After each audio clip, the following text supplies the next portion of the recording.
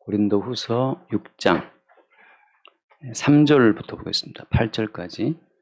6장 3절. 우리가 이 직분이 비방을 받지 않게 하려고 무엇에든지 아무에게도 거리끼지 않게 하고 오직 모든 일에 하나님의 일꾼으로 자천하여 많이 견디는 것과 환난과 궁핍과 고난과 매의 맞음과 갇힘과 난동과 수고로움과 자지 못함과 먹지 못함 가운데서도 깨끗함과 지식과 오래 참음과 자비함과 성령의 감화와 거짓이 없는 사랑과 진리의 말씀과 하나님의 능력으로 의의 무기를 좌우에 가지고 영광과 역담으로 그러했으며 악한 이름과 아름다운 이름으로 그러했느니라. 우리는 속이는 자 같으나 참되고. 여기까지 보겠습니다. 우리가 오늘 이 말씀을 보면 사도가 이 직분이 비방을 받지 않게 하려고 그런 말씀하고 있잖아요. 직분이라는 말을 하죠. 이 직분이라는 말을 위에 1절 1절과 연관지어 보게 되면 어떤 직분이겠어요? 6장 1절 말씀처럼 하나님의 은혜를 헛되이 받지 말라. 다시 말하면 그 은혜의 은혜됨을 나타내고 증거하는 직분이 사도의 직분입니다. 은혜의 가치를 은혜 그대로 나타내고 증거하는 그것이 사도의 직분이고 또 모든 성도의 직분이죠. 왜냐하면 성도라고 하는 것은 은혜의 산물이에요. 은혜의 반대말은 이제 제가 율법이라고 말씀드렸는데 율법, 자기 행위라고 하는 거죠.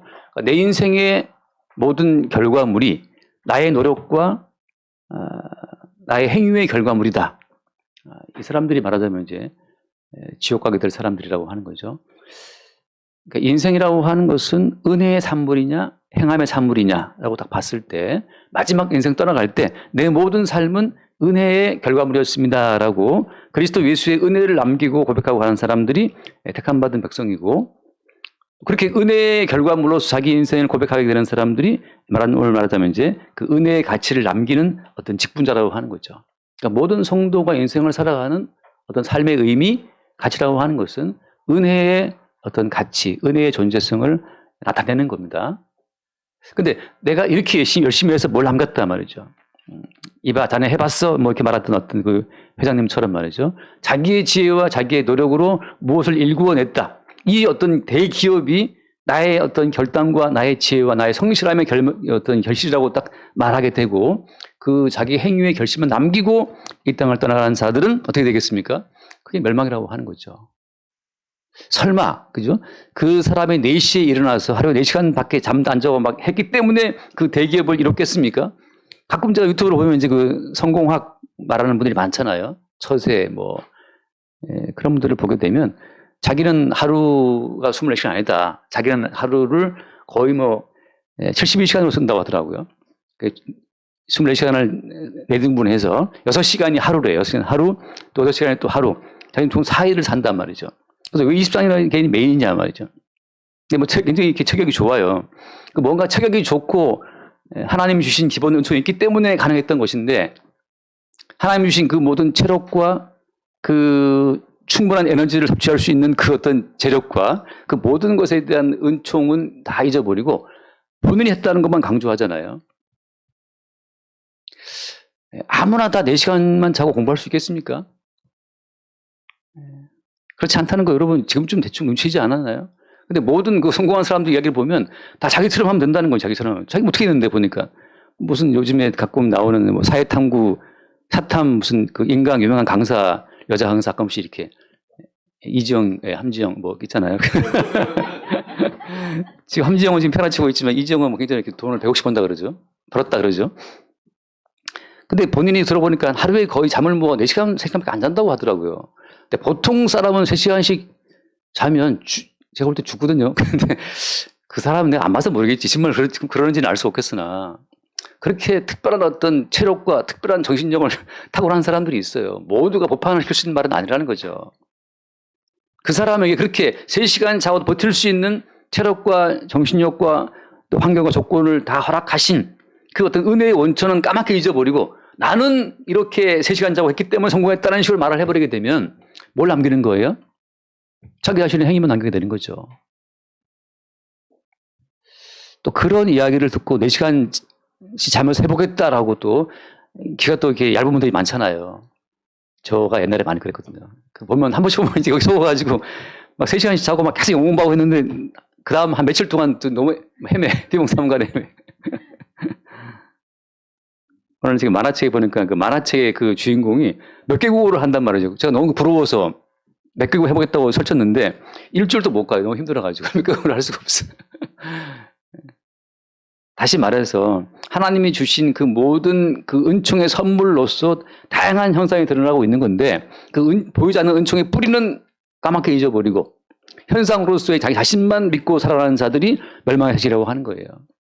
오늘 사도 말 같은 경우에 무슨 말을 하고 있습니까? 우리가 이 직분이 비방을 받지 않게 하려고 뭐 했다고 했어요? 이 직분, 다시 말하면 현재 내가 살아가는 이 모든 삶과 내가 행하는 모든 이 행함 자체가 이것이 은혜의 결과물이라고 하는 그 사실을 나타내고 드러내는 그 직분. 나의 모든 행함은 사실은 은총의 결과라는 사실을, 그 사실을 나타내고 증거하기 위해서 여기에 사람의 의지나 사람의 노력이나 사람의 행위가 섞이지 않았다는 그 사실을 나타내기 위해서 무슨 일이 지금 있다고 말하고 있어요? 그 뒤에 말씀은 뭐예요? 4절. 오직 모든 일에 하나님의 일꾼으로 자천하여 많이 견디는 것과 환난과 궁핍과 고난과 매맞음과 갇힘과 난동과 수고로움과 자지 못함과 먹지 못함 가운데서 왜 이렇게 먹지 못하고 자지 못하고 난동을 겪고 수고롭고 매를 얻어맞으며 환난과 궁핍과 고난 가운데 헤매고 있다고 지금 말하고 있는 겁니까? 자기 자신의 모든 사역이라고 하는 것은 은혜의 결과라는 사실을 나타내고 증거하기 위해서 인간적인 힘과 조직의 도움을 그가 다 거부했던 거예요. 여러분, 사역이라고 말을 할 때 보통 인간의 힘과 지혜로 구성된 어떤 조직의 도움을 받게 되면 훨씬 사역이 효율적으로 돌아갈 수 있겠죠. 근데 조직이라고 하는 것은 기본적으로 이 땅의 뿌리를 받고 있는 것이기 때문에 이 세상의 일부로 흡수가 돼버립니다. 다르게 말씀드리면 기본적으로 하나님의 일은 어떤 것이냐? 하나님의 일은 이 세상과 섞이지 않는 어떤 차별성이 있어요. 다른 말로 말하면 자, 하나님의 아들로서 이 땅에 오신 예수 그리스도가 이 세상에 잘 적응을 했습니까? 우리 은교도 입학식 했는데, 입학식을 해서 선생님들 들어보니까는 처음에는 수업도 안 해. 계속 무슨 적응 때문에 이야기를 많이 하더라고요. 굉장히 그 사생활 보호를 많이 애를 쓰고 있고, 굉장히 그 신경을 쓰는 걸 제가 많이 느꼈어요. 이렇게 지금 한 사람, 한 가정의 어떤 이야기, 심지어 알러지가 있는가도 공개적으로 물어보지 않아요. 학생이 음식 알러지가 있느냐. 다 그것을 개별적으로 다 쓰게 해서 내게 하더라고. 왜? 그 아이의 프라이버시니까. 저 같으면 알러지 있냐? 땅콩 알러지 있어? 알았어. 이렇게 되면 될 것 같은데 그걸 또 다 조사를 내서 사생활을 보호한다고. 요즘 그렇게까지 많이 이렇게 발전된 겁니까? 이게 귀찮아진 겁니까? 잘 적응을 할까? 그 한 아이가 학교 생활 잘 적응할 수 있도록 신경을 많이 쓰는 걸 제가 느꼈어요. 근데 기본적으로 예수 그리스도가 하늘에서 이 땅에 와서 이 땅의 모든 삶에 잘 적응을 하셨습니까? 이게 적응이 안 되는 거예요, 이게. 왜? 다른 종자이기 때문에, 다른 본질이기 때문에 적응이 안 되는 겁니다. 다시 말해서 은혜를 받아서 일을 한다고 하는 것은, 은혜의 기반을 두고 뭔가를 한다고 하는 것은 행위의 기반을 두고 일하는 그 모든 것과 이게 삼았지 아니할세. 이게 안 통하는 거예요. 그러니까 은혜로 하다 보니 자꾸 못해. 은혜를 하다 보니까 자꾸 이제 얻어 터지고 환난 받고 고난 받는 상황이 따라온다는 거죠. 잠깐 말씀하는 마태복음 우리가 8장 한번 봅시다. 마태복음 8장에 예수님께서 어떻게 인생을 살아갔는가. 인생은 참 고독한 겁니다. 마태복음 8장 19절 말씀 볼까요? 8장 19절. 한 서기관이 나와 예수께 아뢰되 선생님이여 어디로 가시든지 저는 따르리이다. 함께 봐요. 20절. 예수께서 이르시되 여우도 굴이 있고 공중의 새도 거처가 있으되 인자는 머리둘 곳이 없다 하시더라. 여러분, 인자 예수 그리스도는 이 모든 세상 천지 만물을 창조하신 창조주잖아요. 하나님 아버지와 더불어서 이 모든 말씀을 창조하신 분인데 본인이 만든 세상에 본인이 오셨으나 어때요? 세상은 그를 영접하지 않았다는 말을 요한복음에서 하고 있죠. 예수께서 이 땅에 왔을 때는 여우도 굴이 있고 새도 거처가 있는데 예수 그리스도는 머리를 곳도 없을 정도로 이 땅에서 예수 그리스도가 더 적응할 수 있는 그런 어떤 세상이 아니라고 하는 거죠. 세상이 이미 변했어요. 무엇으로? 선악과를 먹고 마귀의 영과 하나가 되어서 다 마귀화 되었기 때문에 그 마귀화 됐다는 그 말은 뭐냐면 보이는 세상의 모든 소망을 두고 살아간다는 겁니다. 이 세상이 하나님의 심판 가운데 있다는 그 사실을 굳고 마귀는 말리죠. 하나님이 홍수로 이 땅을 썰어버리겠다라고 하는 그 노아 시대의 노아의 예언을 그 시대가 아무도 듣지 않죠. 그리고 어디 초점을 두고 살아갑니까? 먹고 마시고 사고 팔고 장가가고 시집가고 뭘 짓고 세우고 거기에 초점을 두고 살아가죠. 우리가 하는 모든 삶이 어때요? 다 뭔가 먹고 마시는 문제, 사고 파는 문제, 장가가고 시집가는 문제. 자, 거기에 우리의 모임이 더 빠져 있잖아요.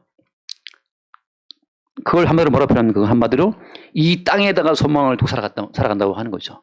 근데 노아는 하나님 말씀을 받아가지고 이 땅을 하나님이 싹 썰어버리시겠다라고 말하잖아요. 그러니까 이 땅에 소망을 두고 살아가는 사람들 입장에서는 이 땅을 싹 썰어버리겠다라고 하는 하나님의 예언을 대하는 노아의 말이 너무 듣기가 아름답겠어요? 듣기 싫은 거죠. 너는 뭔데 꺼져버려 하고 이 노아를 이제 버려버리는 거죠. 그렇게 이 세상의 가치와 문화로부터 배척당하는 그 노아의 삶이 그게 오늘 은혜 받은 자들의 직분의 어떤 삶이 되는 것이고 그 모든 삶은 한마디로 말하면 어떤 겁니까? 건축자들의 버린 돌로 취급된 예수 그리스도와 같게 되는 거예요. 이 세상이 세우고자 하는 이 거대한 어떤 이 세상 나라, 세계 정부의 어떤 흐름 가운데에서 그리스도 예수의 사람들은 하늘로부터 온 그 영을 받았기 때문에 섞일 수가 없어요. 이 세상으로부터 따라서 어때요? 버림받게 되는 그 코스로 모든 성도는 구원의 길로 가게 되는 겁니다. 우리가 구원받고 싶어서 구원의 길로 따라간다는 것은 역시 마귀적인 거예요. 구원은 이 세상으로부터 너 꺼져! 라고서 이렇게 건축자들이 버린 돌처럼 취급받은 예수님과 똑같은 방법으로 이 세상으로부터 너 꺼져! 라고 이렇게 버림받는 길로 따라가게 되는 자들이 그 구원받는 성도의 길이에요. 우리 정신으로, 우리 의지로 구원의 길을 따라갈 수 있겠습니까? 우리의 정신과 우리의 구원으로 추구하는 그 모든 구원은 우상이에요. 항상 구원은 예상 못한 어떤 방법으로 이루어집니다. 그래서 노아는 방주를 미리 짓는 방식으로 그 구원의 길을 예비했고 롯 같은 경우는 천사들이 잡아끄고 끌어내는 방식으로 구원받잖아요. 예수께서 오셔가지고 여우도 굴이 있지만 예수님은 어디 둘 곳이 없는 정도로 그렇게 취급받은 것이 어떤 예수님의 인생이었다면 동일하게 사도와 선지자와 모든 성도 마찬가지로 이 세상에 이 마음 들 곳이 없는 어떤 그런 사건들이 그런 순간들이 있어야 정상이라고 하는 겁니다. 아주 외롭죠. 그래서 보통 외로울 때 술을 마시는 사람들이 근데 성도의 경우는 이제 성령의 술에 잠깐 취하는 거죠. 잠깐 제가 말하는 잠깐이라고 말합니다. 왜냐하면 우리 육신은 기본적으로 흙에서 왔기 때문에 이 땅의 것들을 너무너무 사랑해요. 우리 육신은 그래서 먹고 마시고 사고 팔고 장가가고 시집가고 그 본능에서 벗어날 수 없습니다. 이걸 벗어나기 위해서 영지주의라고 그러는데 이 영의 어떤 능력을 개발해 가지고서 나는 육신에도 벗어날 수 있어. 아무리 본인이 먹고 마시고 해서 자유롭게 되려고 애를 쓴다 하더라도 나는 자연인이다 떠들어도 결국은 그 먹고 마시는 문제 때문에 장터에 내려와서 뭘 사고 올라가야 돼요. 보니까 뭐 고춧가루도 사고 뭐 소금 사고 올라가더라고. 저 자연인이다 보니까 자연인이라면 내려오면 안 되는데 가끔 내려와서 뭘 부식 사고 올라가요. 그래서 라면도 사고 말이죠. 자연인이 어디 있어요? 자연인이 어디 있어요? 모든 인간의 욕심은 땅에서 왔기 때문에 이 땅의 문화에서 벗어날 수 없습니다. 그래서 모든 인간은 하나님 보시기에 그냥 심판의 대상이라고 하는 거죠. 그걸 누가 아느냐? 그것을 하나님의 영을 받은 그러니까 구원함을 입은 성도의 어떤 관점에서만 그게 보이는 거예요. 참 제가 많은 분 대화하면서 느낀 게 뭐냐 하면 여러분 구원 받은 자마다 어떻게 아느냐? 그 사람이 구원된 사람인가? 어떻게 알 수 있겠습니까? 이건 뭐 제가 장담할 수는 없어요. 장담했다간 또 안 되겠죠. 그러나 참 큰 증거는 뭐냐 하면 인간의 육신에 어떤 가능성이 있다고 믿는 사람이라면 그는 어떻게 보면 아직까지 구원이 뭔지를 모르는 분이에요. 왜 그렇습니까?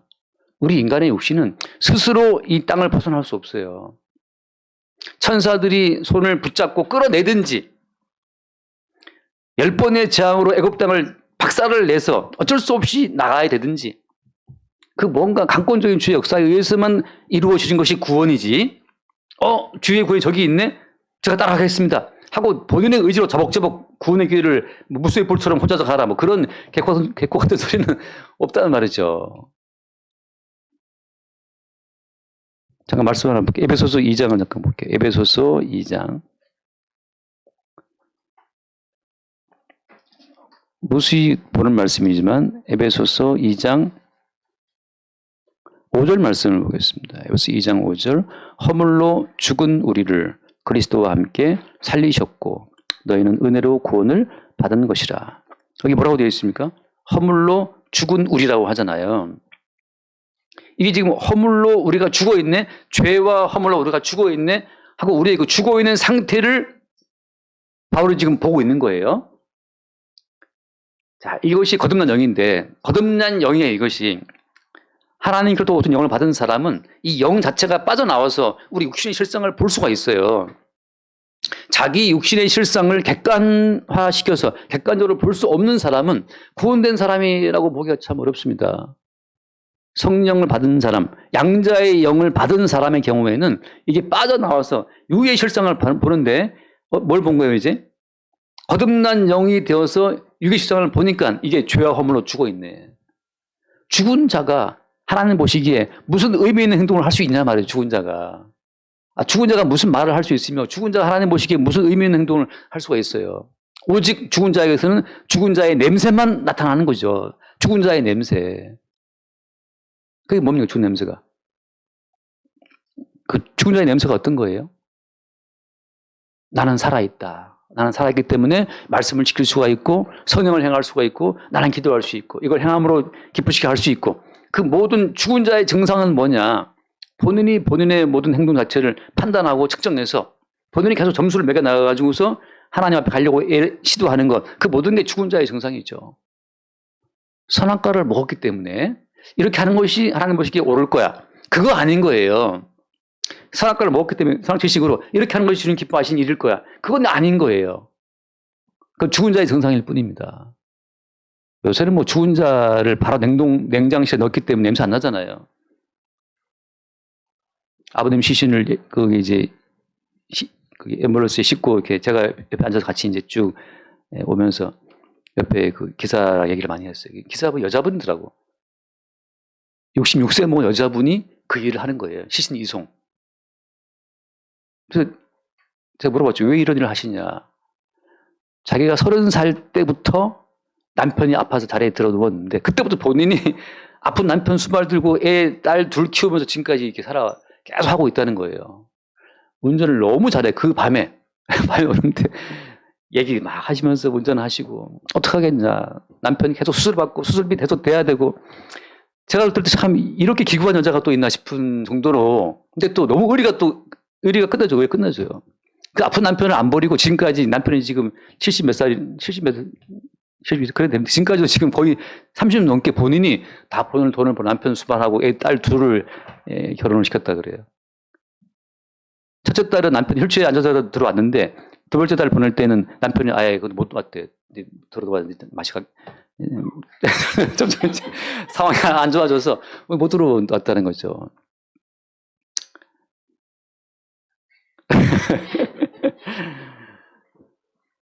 하다 보니까 잠깐 제가 아버지 돌아가신 거 다 까먹고 이제 그분 얘기 듣느라고 막 왔어요. 왔다가 이제 서울대공원 오니까 시신 이송해서 그 냉장고에 넣잖아요. 넣고 이제 딱 번호 여기 15호실 했다고 제가 딱 찍었어요. 15호실 찍은 거 있고. 시신이 냉장실에 들어가니까 냄새 날 일이 없죠. 3일장, 4일장을 치러도 부패됨이 없이 그냥 있다가 되는 거니까. 근데 자연 상태에서의 모든 시신은 냄새가 나죠. 근데 이미 모든 인간은 하나님으로부터 사망의 선고를 받았기 때문에 선악과를 먹는 순간 이미 우리는 죽은 거예요. 계속 죽음의 냄새를 피우며 가는 겁니다. 이미 죽은 거예요. 죄와 허물로 죽은 우리를 라고 바울이 말한 것은 그리스도 예수의 영을 받고 보니까 이제 거듭난 새 영을 받고 보니까 이 모든 게 죽은 거였구나. 본인이 율법의 의로 흠이 없도록 그렇게 말씀을 지키고 살아왔는데 바리새인이요 율법의 의로는 아무 흠이 없이 치열하게 인생을 살아왔는데 그렇게 말씀을 지키고 살아온 그 모든 삶이 하나님 보시기에는 이미 죄와 허물로 죽은 자의 어떤 몸물이 없다는 사실을 그때 보게 된 거죠. 허상의 세계를 살아온 거예요. 자기 몸을 치면서 말씀을 지키게 놓으라고. 오늘날 교회가 그걸 또 이어받아가지고 수많은 교회에서 또 바리새인 중에 바리새인을 키워내고 있죠. 바리새인들을 예수가 싫어했다는 걸 알고 있지만 또 많은 사람들이 기독교인이라는 이름의 틀을 갖고 당신은 그리스도인이니까 이렇게 살아야 된다. 그리스도인다운 삶, 성도다운 삶. 그걸 또 강조해서 교인 중에 교인이요. 기독교인 중에 기독교인을 키워내고 있잖아요. 교회로는 내가 흠이 없었단 말이죠. 밥 잘하는 권사, 밥 잘하는 집사, 청소 열심히 하는 집사, 헌금 많이 하는 집사. 그래, 교회의 의로는 흠이 없지. 그것이 뭐였어요? 하나님 보시기에 죄와 허물로 죽은 행동이었다는 사실을 누가 본다? 거듭난 영이 빠져나와서 그게 보이는 거예요. 남는 것은 뭐냐? 너희는 은혜로 구원을 받은 것이라. 인간의 행위는 요만큼 섞이지 않고 대신 죽으신 예수로서의 그 은혜에 의해서만 거듭난 영을 받고 빠져나와 보니까 내 행위는 완전 제로였네? 그걸 보게 되는 거죠. 그러니까 인간의 가능성을 염두에 두고 있다? 그건 제가 볼 때 구원을 모르는 사람이라고 저는 생각합니다. 왜 구원을 받은 자는 인간의 행위와 인간의 지성에 어떤 가능성도 없다는 사실을 볼 수밖에 없어요. 다 흙덩어리 들이고 썩은 자들인데 목에 뭘 기대할 것이 있어요. 앞에 그 말씀, 골로새서 3장, 골로새 1장 뒤에 골로새서 1장을 보면 골로새서 1장 13절 볼까요? 그가 우리를 흑암의 권세에서 건져내사 그의 사랑의 아들의 나라로 옮기셨으니 여기 보면 누가 한 거예요? 누가 건져내고 누가 옮긴 겁니까? 그가 하신 거죠. 최동용 집사가 막 어느 날 깨달음이 얻어갖고 내가 막 이 흑암이었네 이게? 이 흑암이었구나. 빠져나가야지 탈출해야지 탈출하고 막 빠져나가가지고서 아들의 나라 저기 있네. 막 달려 아들에까지 꼬린 우리가 한 거, 내가 한 거 아무것도 아니라는 거죠. 오직 그가 흑암의 권세에서 우리를 끄집어내시는 거예요. 왜? 우리는 스스로의 힘으로 흑암의 권세에 빠져나올 수가 없으니까. 흑암은 권세의 권세이기 때문에 빠져나올 수 없어요. 우리가 생각할 때, 이것이 구원의 길이네? 깨달았다. 그것도 흑암이에요. 우리가 생각하는 모든 구원의 모든 길은 흑암입니다. 그냥 어둠이죠, 어둠. 그래서 캄캄한 어둠 속에서 주께서 우리의 손을 탁 잡고 따라와 하고 끌고 나가서 빠져나가서 빛의 나라에 들어가 보니 저쪽은 시커먼 어둠이었어. 저거 어둠이었구나. 를 우리가 아는 거죠. 아니, 어떤 인간이, 그래서 주님께서 어떤 모형을 보여주셨어요? 애굽에 들어가서 사명 종사를 하고 있었을 때 이스라엘 사람들이 애굽에서 스스로 빠져나왔습니까? 그 조직을 해서 독립운동을 3.1절 만세운동도 부르고 말했죠.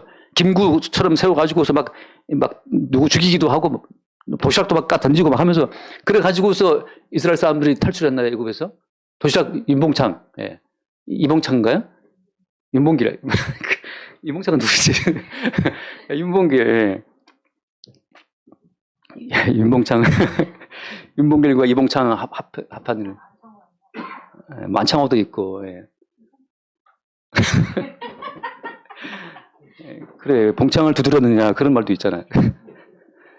그래서 이스라엘이 독립운동을 해서 이승만이 대통령 세워가지고 그래서 우리가 빠져나왔냐고요. 그렇지 않잖아요. 어떻게 나왔습니까? 하나님이 누구를 보냈어요? 모세를 보냈다. 모세가 누굽니까? 모세가 시장으로 치면 사도죠. 모세가 예수로서의 모형이고 그 하늘에서 오신 분이 흑암의 권세에 들어가서 야 니들은 니들 힘으로 빠져나올 수가 없어. 하나님이 니들을 지금 구원하시려고 나를 보냈다라고 할 때 그 이스라엘 사람들이 순순히 모세 말을 들었습니까? 안 들었죠. 왜? 일이 힘들어지니까. 모세 원망하잖아요. 너 때문에 더 괴롭다고 지금. 하늘에서 오시는 구원자를 오히려 거부하는 그것이 누구다? 그게 우리예요. 아니 그리스도 예수를 누가 죽였습니까? 구원자로 오신 예수 그리스도를 구원하러 오신 그분을 죽이는 게 인간이잖아요.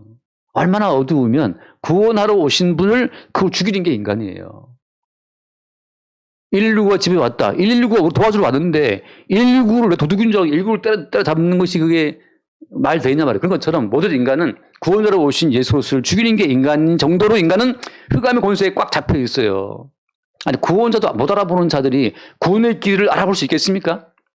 아니, 구원하러 오신 분도 못 알아보고 죽이는 존재가 구원의 길을 스스로 보고 구원의 길을 따라갈 수 있겠냐고. 이것은 그리스도 예수에 의해서, 모세에 의해서, 사도들에 의해서, 선지자에 의해서 끄집어냄을 입은 자의 입장에서만 보이는 진실이에요. 따라서 인간의 가능성을 믿고 있다? 제가 볼 때 그 사람은 아직 구원이 뭔지를 모르는 사람이라고 제가 참 이 연사 힘주고 강조하고 싶네요. 예. 구원이 뭔지를 모르니까 계속해서 인간에게 말씀 많이 읽고, 기도 많이 하시고, 많이 하시고, 구제 많이 하시고, 그 인간의 가능성에 초점을 두고 사람들 끌고 가고 있는 거죠. 그것이 제가 볼 때 교회겠냐고.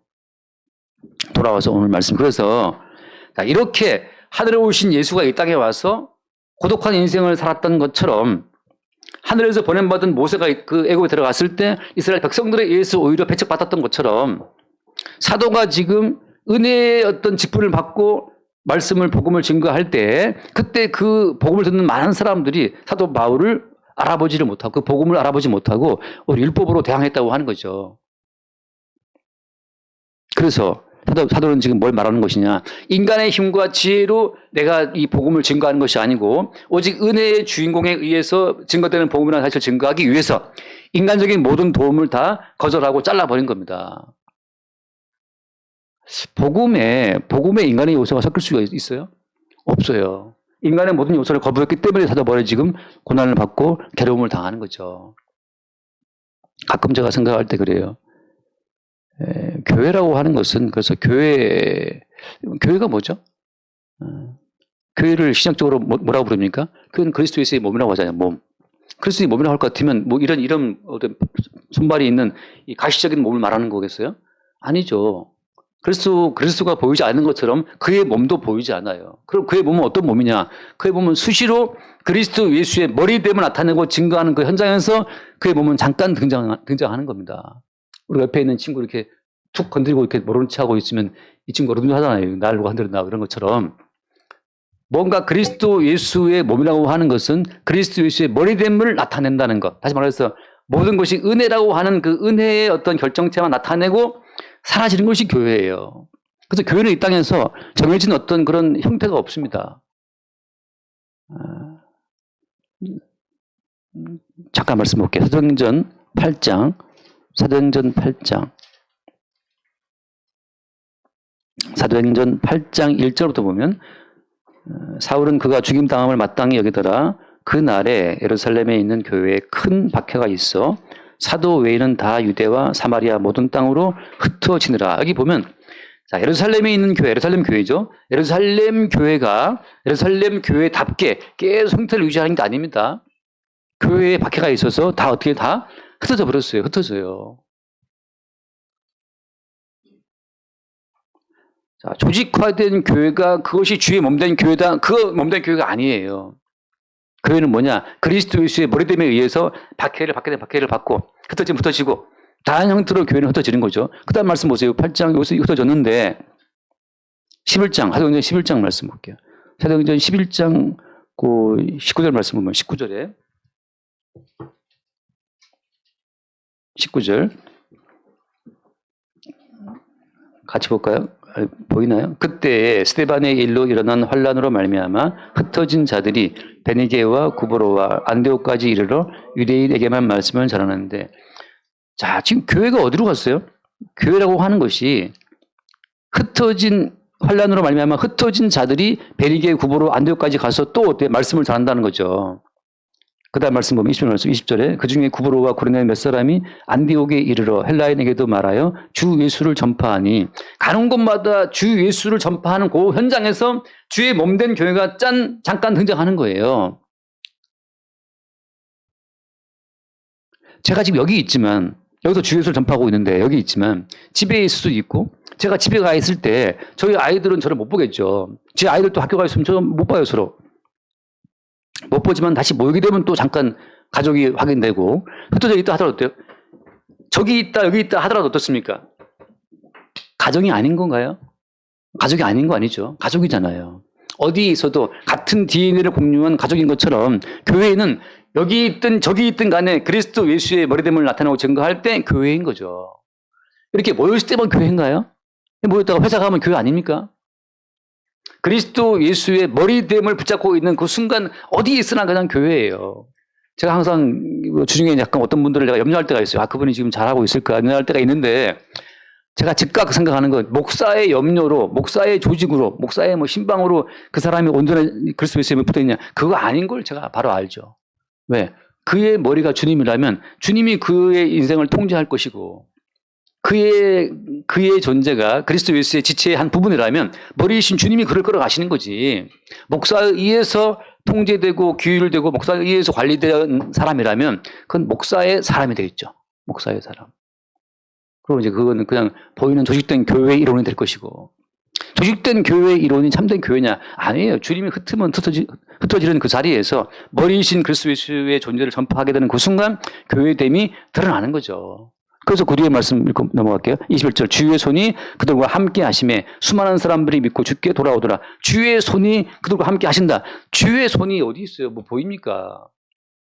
근데 뭘로 알 수 있는 거예요? 주 예수가 전파되는 순간, 머리이신 주 예수가 나타나고 고백되는 그 순간, 나의 나됨은 주의 은총입니다. 내가 여기 지금 이 일을 하고 있는 것은 나로 말하는 것이 아니고 보이지 않는 주께서 이 일을 하게 했다라고 보이지 않는 주 예수를 나타내고 고백하는 그 순간 몸된 교회가 등장하는 거고 주 예수를 함께 있는 거예요. 하나 더, 베드로전서 1장을 잠깐 봅시다. 베드로전서 1장 1절에 보면 베드로전서 1장 1절 예수 그리스도의 사도 베드로는 본도, 갈라디아, 갑바도기아, 아시아와 비두니아에 흩어진 나그네 2절 곧 하나님 아버지의 미리 하심을 따라 성령이 거룩하게 하심으로 순종함과 예수 그리스도의 핏부림을 얻기 위하여 택하심을 받은 자들에게 편지하노니 은혜와 평강이 너희에게 더욱 많을지어다. 여기 보면 흩어진 나그네라는 표현을 쓰잖아요. 주의 몸된 교회는 사방에 쫙 흩어져 있어요. 온 세계에 다 그들이 그리스도 예수의 몸된 증거는 무엇입니까? 그들의 머리가 주 예수임을 나타내고 증거하는 그 순간 그들은 주 예수의 몸으로 나타나고 입증되는 거예요. 나의 나된 것은 주의 은총이다. 나를 여기까지 흩어오게 하신 그분이 주님이라는 사실을 고백할 때 그때 그들이 주의 몸된 교회로 등장하는 거지. 이 세상에 특정한 형태로서의 교회, 흔히 말하는 신학적으로 말할 때 지상교회라고 말하기도 하고 가시교회를 말하기도 하는데 신학적으로 갖다 붙인 명칭이에요. 다시 말해서 교회의 교회됨은 인간의 스스로 유지할 수가 없다는 거죠. 해화동교회의 이 조직이 쭉 이대로 뭐 천국까지 가겠습니까? 사도 베드로도 주님께서 사탄을 물러가라는 책망을 하시는 판국에 어떤 목사가 교회됨을 온전히 유지해 갈 수가 있겠어요. 맨날 저 터져야 되죠. 정목사 사탄을 물러가라. 아니 매일 맨날 주님 안에서 책망하고 깨지는 그 상황을 통해서 매일 새롭게 그리스도 예수의 주되심이 드러나는 거예요. 주님의 책망이 없다? 그 사람은 또 구원이 없는 사람이죠. 머리이신 주님에 의해서 손과 발의 통제가 안 된다면 잘라진 지체이기 때문에 그 버림받는 목성이 되는 겁니다. 이 말을 제가 하는 이유는 뭐냐. 돌아와서 자 다시 3절 우리가 이 직분이 비방을 받지 않게 하려고 라고 할 때 오직 머리이신 그리스도 예수에 의해서 지금 이 사역이 이 일이 이루어지고 있다는 그 사실을 고백할 때 그때 뭐는 배제가 돼야 돼요? 사도 바울 선생님 제가 뭐 했습니다. 아 바울 사도 내가 이거 뭐 했어. 내가 뭐 했어. 인간의 모든 요소를 다 배제하고 배척하는 그 과정이 따라올 수밖에 없죠. 당신이 하는 것이 아니지. 당신의 지분을 여기 섞지 마. 그리스도 예수의 머리 대신만 나타나고 증거가 되어야 되는데 당신이 뭘 했다는 것이 여기 섞이는 순간 은혜됨이 사라지잖아.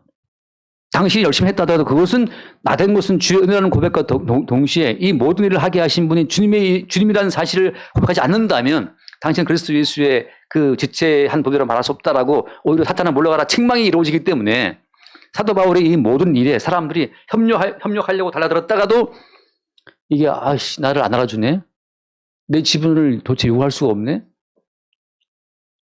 당신의 사역에 내 지분, 내 숟가락을 얹을 수 없다면 나는 함께할 수 없다라고 돌아가는 거죠. 근데 이것이 누구의 일이에요? 이게 주님의 일이에요. 왜냐하면 주님도 어때 마지막에 끝까지 혼자 가시는 거예요. 혼자. 마태복음 26장 잠깐 봅시다. 마태복음 26장. 마태복음 26장.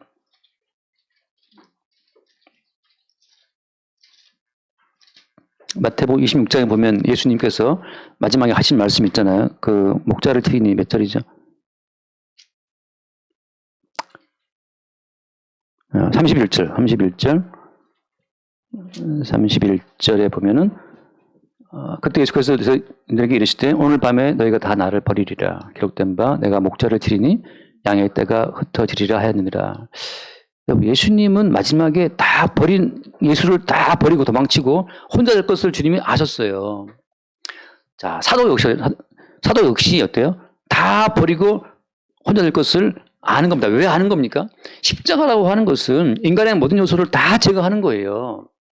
십자가라고 하는 것은 강도처럼 자기의 모든 의로운 곳은 아무것도 없어요. 그냥 어때요? 이렇게 주는 것이 마땅하다, 당연하다라고 하는 고백과 더불어서 그리스도 예수의 긍휼을 바라보는 그 순간에서만 그 성도됨이 드러나는 거죠. 주님, 제가 주를 위해서 뭘 했습니다. 이거 꼭 기억해 주시겠죠? 제가 주를 위해서 뭘 했고. 다 꺼져라. 그것을 하게 한 보이지 않는 머리 대신 주님의 존재 가치를 네가 계속 잊어버리고 네가 했다고 생각한다면 네가 했다는 거 너라는 주체는 어디서 온 거냐 말이죠. 그게 마귀의 영인 거예요. 사탄아 물러가라가 되는 거죠.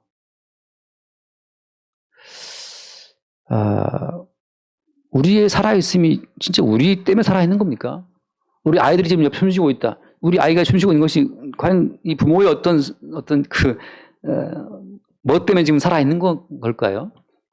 아까 어머니 약간 말씀 들었는데 그 이모가 와서 주무시고 갔는데 어머니 그 이모 여자친구가 20억을 벌어놓고 그렇게 열심히 살았대요. 돈 벌려고. 근데 20억 벌고 죽었대요.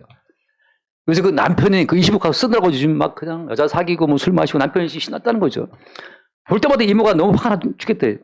내 친구는 그거 벌겠다고 크게 고생하고 살았는데 저 남자는 지금 20억 갖다 쓰느라고 정신없이 돈 쓰고 있으니까 배 아프다는 거죠. 그래서 어머니 하시는 말씀이 가서 무덤 가서 같이 살려나? 그거 신고를 했는데. 언니 자녀는 벌써 이미 다 써가지고 죽었는데 뭐 어떻게 살려냐. 20억을 벌어도 20억이 그의 목숨을 줍니까? 줍지는 말이죠. 제가 한 달간 체에 있다 보니까 먹는 게 무서워서 이게 앞에 먹는 게 있는데 이게 무서워요. 먹을 수가 없어요. 그래서 나 참 먹는 걸 두려워하는 걸 제가 처음 느꼈어요. 이거 먹을 수가 없구나. 소고기 되게 아예 꼴도 먹기 싫고 다른 것도 이 먹는 게 무섭더라고. 근데 조금 이제 제가 살아나다 보니까 오리고기도 먹고 소고기도 먹고 이제는 먹는 게 조금씩 두려움 사라지면서 먹는 것이 이제 왔네 먹을 거 하고 이제 좀 기쁨이 생기기 시작했어요. 아직 98% 아직 남아있어요. 20% 남아있는데 사람이 그런 존재잖아요. 주님이 하나 건드려 놓으시면 앞에 정말 산해지미가 있어도 그 먹는 게 무서운 거잖아요. 남편들 뭐 와이프가 샤워하면 무섭다면서요. 그런 말 있잖아요.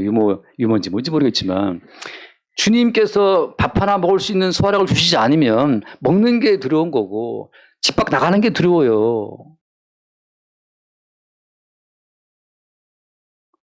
이 말 그렇죠. 흩어지리라. 다 도망치고 없는 겁니다. 십자가에서 그 주를 만난다고 십자가의 주와 교제한다고 하는 것은 십자가에서 주를 만나 교제한다고 하는 것 모든 성도의 교제 현장은 십자가입니다. 십자가의 사건 속에서만 교제가 가능해요. 왜냐하면 십자가 사건 속의 교제가 안 이루어지면 각자 자기의 어떤 의를 내세우게 되어 있어요. 나는 뭘 했다. 내가 뭐 했잖아. 이거 그거 자랑한다고. 사도 바울이 그런 거 혼내키다가 왕따가 되는 거예요. 예수님이 그 혼내키다가 사탄아 물러가라.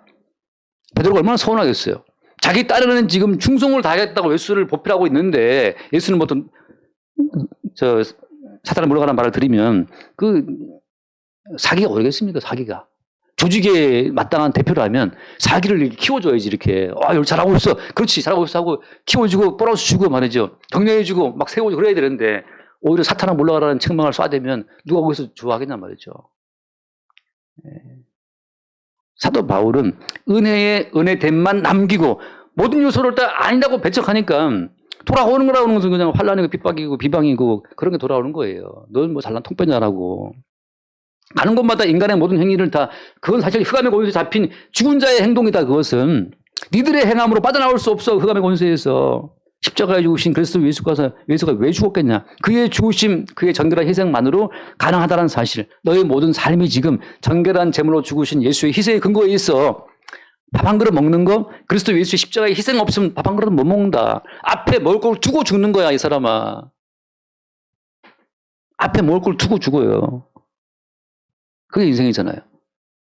먹을 게 없어 죽습니까, 대한민국에서? 물론 뭐 어떤 분들은 뭐 동사무소 신고 안 해서 죽었다고 말도 있는데, 그거 나가면 먹을 수 있죠. 살아가서 뭐 하나 집어먹고, 파셔서 끌려가. 감옥 들어가면 나라에서 국비로 계속 꼬박꼬박 밥 주지, 옷 주지, 재워 주지 다 한단 말이죠.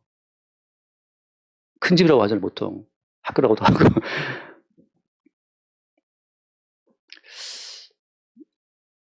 이 직분이 비방을 받지 않게 하려고. 사도의 직분은, 선지자의 직분은, 예수 그리스도의 직분은, 모든 성도의 직분은 은혜됨의 가치만 딱 남기고 모든 인간의 요소를 배제하고 물리치는 거예요. 거기 마지막에 십자가에 죽는 강도처럼 주님, 제가 행한 것은 아무것도 없고 십자가에 죽는 정결하신 주님의 어떤 그 은총과 긍휼만 바라봅니다라고 하는 그 요소만 남을 때까지 모든 걸 배척하는 과정이기 때문에 사도의 입장에서는 고난이 많은 겁니다. 이렇게 고난이 많았는데 그 뒤에 말씀 읽고 마칩시다. 6장 돌아와서 고린도서 6장 6절. 자, 깨끗함과 지식과 오래 참음과 자비함과 성령의 감화와 거짓이 없는 사랑과 진리의 말씀과 하나님의 능력으로 의의 무기를 좌우에 가지고. 자, 여기 보면 앞에서는 정말 뒤지게 고통스러운 게 나오는데 6절 이하부터는 깨끗함, 지식, 오래 참음, 자비함, 성령 감화, 뭐 사랑, 알았는 것이 가득 차 있어요. 자, 이렇게 인간으로부터 배척받고 고난받는 사도였지만 그의 내면은 어때? 그의 내면은 이미 하늘의 생명과 다 있는 자기 때문에 이 세상에서 줄 수 없는 평강을 지금 누리고 있는 거예요. 이게 성도의 어떤 권세예요, 성도의 권세. 가끔 제가 몸은 지하에 있으나 이 마음은 사실은 어떤 그 예배당 건물도 부럽지 않을 때가 있어요. 정말 이 복음이 주는 그 자유함과 당당함, 그 즐거움, 그죠? 뭐 쥐뿔도 가진 거 없는데도 그냥 이거는 뭐 아무도 무서운 것이 없어. 사도 바울은 지금 그런 입장이에요. 이렇게 내맞음, 갇힘, 먹지 못함, 자지 못함, 그 고통이 많았지만 사도 바울의 그 내면은 깨끗함, 지식, 오래 참음, 영성에 대한 지식, 자비함, 거짓 없는 사랑, 진리의 말씀이 주는 그 담대함, 하나님 능력으로 의의 힘을 좌우에 가지고 영광과 욕됨. 이런 이 자유함이라는 것 자체가 이게 이미 하늘의 생명과 다한 자의 자유함이죠. 하나만 읽고 마칩시다. 골로새서 3장 1절 3장 1절 그러므로 너희가 그리스도와 함께 다시 살리심을 받았으면 위의 것을 찾으라. 거기는 그리스도께서 하나님의 우편에 앉아 계시니라. 2절 위의 걸 생각하고 다른 걸 생각하지 마. 3절 봅시다. 함께. 이는 너희가 죽었고 너희 생명이 그리스도와 함께 하나님 안에 감추어졌습니다. 우리가 이미 죽었고 우리의 생명은 어디 있어요? 우리 생명은 하늘에 있는 겁니다. 하나님 안에 감춰져 있어요. 하나님 안에 감춰져 있는 생명을 누가 건드립니까? 어떤 고난과 어떤 핍박도 하나님 안에 감춰져 있는 그 생명을 건드릴 수는 없잖아요. 이미 이 땅에서 우리가 죽었는데 이는 너희가 죽었고 이미 우리가 죽은 자로 이 땅을 지나가는 거예요. 죽었는데 또 죽은 자가 죽음을 두려워하겠습니까? 이미 우리가 죽었고 우리의 생명은 어디 있다? 하나님 안에 감춰져 있다. 하나님 안에 감춰져 있는 그 생명의 어떤 신비를 사도 바울이 누리고 있기 때문에 죽은 육신을 사람들이 막 돌로 치고 뭐 매를 때리고 죽은 육신이 목숨을 다 잡는 그 고난 속에 있다 하더라도 사도 바울은 이미 그의 생명은 하나님 안에 감춰져 있기 때문에 하나님 안에 있는 그 생명을 지금 누리고 있다는 거예요. 그게 은혜 받은 어떤 성도의 그 두 가지 모습입니다. 껍데기 육신은 고통받고 뭐 괴로움 속에 있다 하더라도 그의 내면은 이미 진리의 말씀이 주는 그 확고함과 담대함으로 말미암아 하늘의 삶을 살고 있는 거죠. 내 길은 이미 진리의 말씀이 있어. 네가 너의 행함으로 도와줄 것이 없어. 네가 네의 뭐 그 잘난 어떤 행위로 도와줄 것이 없다. 오히려 그것은 하나님의 모든 그 은혜의 그 가치를 더럽히는 거야. 네가 뭘 했기 때문에 주의 복음이 전파됩니다. 그딴 말 그 자체가 은혜의 가치를 떨어뜨리는 거예요. 무슨 권사님이 뭘 했고 문집사님이 뭘 했기 때문에 교회가 세워졌고 뭐 교회 역사를 쭉 할 때 그 역사를 찢어버려야 된다는 거죠. 왜냐하면 이 썩어진 역사, 죽은 역사가 무슨 필요가 있어요. 이미 생명은 하나님 안에 감춰져 있고 그 생명 자체가 지금 막 살아 약동하고 있는데 그 보이지 않는 생명의 약동하심에 주는 그 담대함, 그 확신, 그 능력으로 말미암아서 이 육신이 겪는 이 죽음의 세계 겪는 이 모든 것이 아무것도 아닌 것처럼 되는 겁니다. 물론 고통스럽고 괴롭고 외로울 때가 있죠. 제가 말하는 것은 양자의 영으로 말미암아 퍼뜩 깨어나는 그 순간, 이미 우리는 영원한 생명세계 세계에 들어왔다는 사실을 보게 되는 그 순간, 육신의 세계에 겪는 그 모든 일들이 아무것도 아닌 것처럼 보이게 되는 그 짧은 순간들이 있습니다. 그게 성도가 승리하는 순간이죠. 돌아가면 또 뭘 먹어야 되나, 다음 달 어떻게 돌을 메꿔야 되나, 이런 고민이 있지만, 성도의 경우에는 그 고민조차도 어때요? 주께서 우리 육신의 한계를 일깨워 주시는 과정으로 인도하시다는 사실을 보는 거죠. 끝없이 그리스도 예수의 십자가에 죽으시는 은총만을 바라보도록 우리를 끌고 가시는 그 구원의 이미 구원 속에 있다는 것을 보여주는, 우리에게 확인시켜주는 과정이 되는 겁니다. 사나 조나 우리가 주의 것이고 그 은혜의 대만 남기기 위해서 육신의 모든 고난을 개의치 않는 사도의 이러한 모든 삶이 또한 우리의 삶 될 수 있기를 바랍니다. 기도하겠습니다. 주님 감사합니다. 인간의 모든 요소를 완전히 제거하고 그리스도 예수의 희생의 가치만 남기기 위해 사도가 이처럼 인생을 살았던 것처럼 주께서 우리 인생을 동원하여서 그리스도 예수의 살아계심과 그의 십자가의 희생만 남기고 증거하고 또 선포하고 찬양케 하심을 믿습니다. 우리의 모든 삶을 도구로 하여 오직 그리스도 예수의 살아계심만 나타내고 증거하여 주옵소서. 우리 주 예수 이름으로 기도드립니다. 아멘.